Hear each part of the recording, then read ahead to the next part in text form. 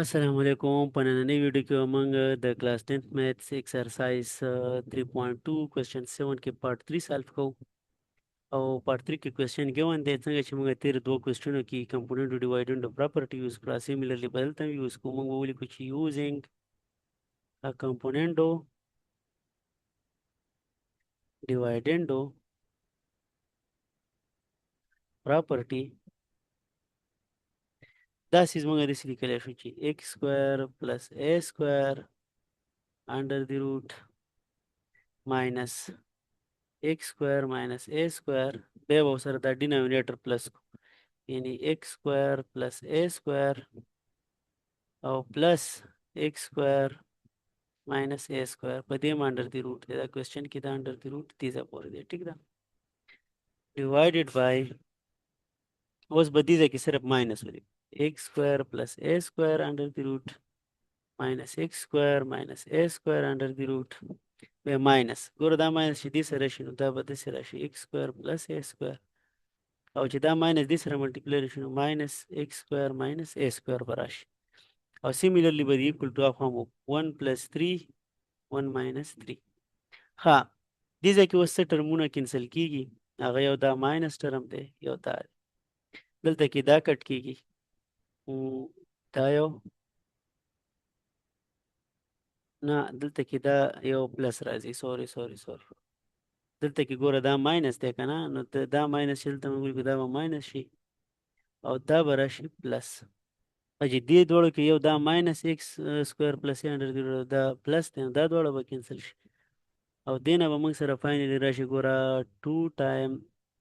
ایکس سکویر پلس اے سکویر ډیوایډ بای 2 ټایم ایکس سکویر ماینس اے سکویر او انډر دی روټ هم دی دواړو باندې او بیا به دلته راشي دې نه 4 راځي او دې نه ماینس 2 راځي نو 4 ډیوایډ بای ماینس 2 دا دواړه به کینسل شي او دې نه به ماینس 2 راشي نو زه دا داسې لیکلی شم چې x سکویر پلس a سکویر ډیوایډډ بای x سکویر ماینس a سکویر هول روټ از اکول ټو ماینس 2 چې روټ ختموئ نو څه به کوئ سکویر به اخلئ ټیکنګ سکویر بوت سایډ سکویر واخلئ چې سکویر واخلئ دا به داسې شي چې x سکویر پلس a سکویر ډیوایډ بای x سکویر ماینس a سکویر انډر دی روټ د انډر دی روټ لاین معنی اکثر غلط کیږي سکویر از اکول ټو ماینس 2 سکویر دا به کینسل شي او دې نه به راشي 4 نو x سکویر پلس a سکویر ډیوایډ بای x سکویر ماینس a سکویر از اکول ټو 4 نو د دې نه لاندې زه 1 لیکلی شم کراس ملټیپلای وکړئ دې ځای کې به زه ولیکم کراس ملټیپلای کوي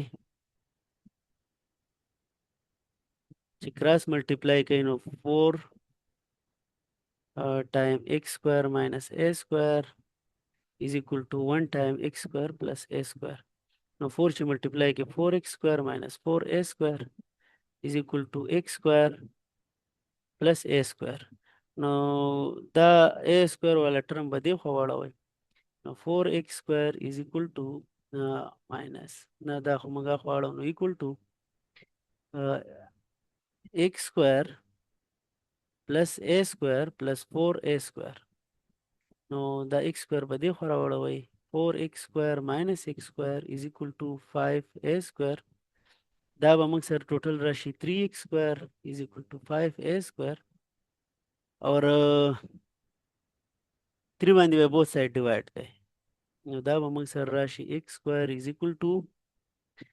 5 divided by 3a square taking square root دا څه د پاره زه اخلم چې دا سکویر ختم کوم نو x is equal to 5 divided by 3 under the root او m square باندې under the root واخلو نو a به راشي multiply a